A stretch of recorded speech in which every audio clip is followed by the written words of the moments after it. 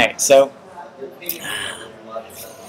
hey everybody, I'm Shane Snipes and you're watching Sustainable 1000. I'm traveling across the country doing 1,000 interviews across 48 states in 250 days, and it's been an amazing journey. It sounds massive. Yeah, and one of the things that I've discovered in my journey here is just how important it can be to keep my sort of composure about art, and realizing that a lot of what I do and what I've been doing on this trip is actually developing artwork and getting captured in the stories and the conversations and the interviews, and looking at the process that I'm going through with each person as picking up a palette of color. And I'm intrigued from your perspective as an artist. What was your process? What sort of lended you to dive into the artistic world?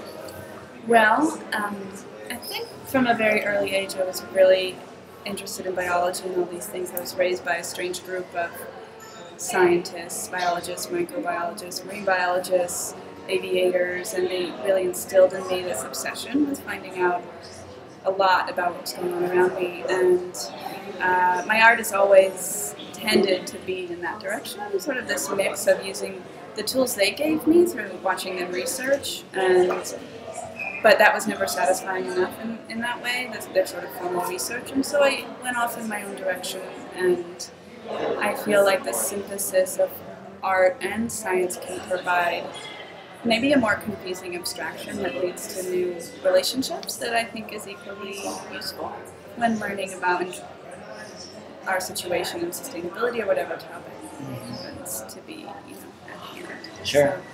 So, Talk to me a little bit, because you were describing to me some of the things that you were doing with squirrels and your discovery of sort of the squirrel population here on Governor's Island, and you were curious about it. Yeah. What was that process that you went through to discover all that information about them? Well, this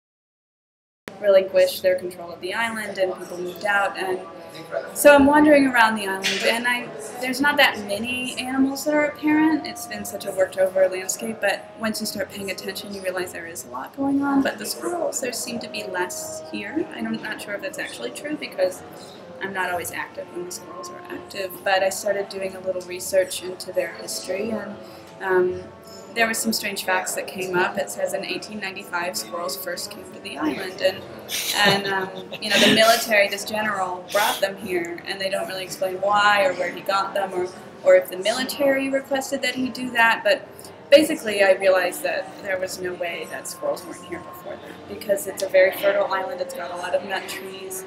It was named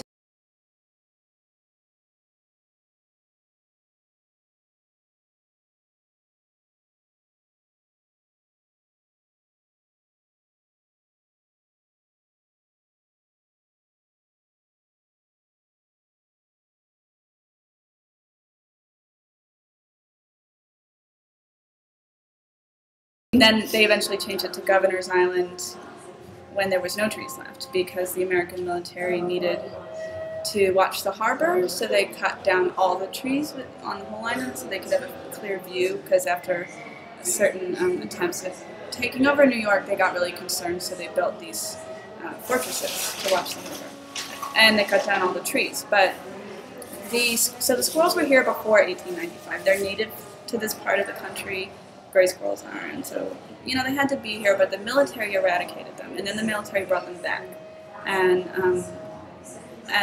now there's a whole lot of trees on the island. They're not the same nut trees, but I was wondering, I did some researching, and I was wondering if the Park Service now does anything to sustain them.